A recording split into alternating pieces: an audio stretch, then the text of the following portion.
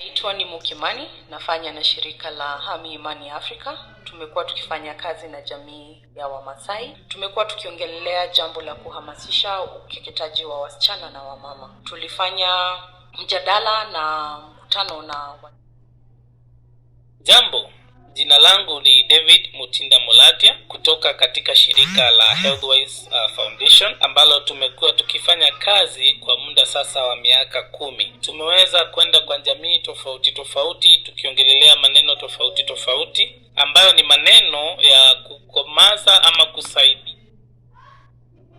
Karibu, tuzungumzie uhuru wa wanawake. Jina langu ni Debbie Shogren kwa ushirikiano na Unveiling Glory. Katika Unveiling Glory tumeshirikiana na huduma zingine kadhaa ambazo tunapenda kufanya kazi nazo kama vile Hami Imani, Alive to Serve, Healthwise Foundation, Jemo Ministry na zingine nyingi.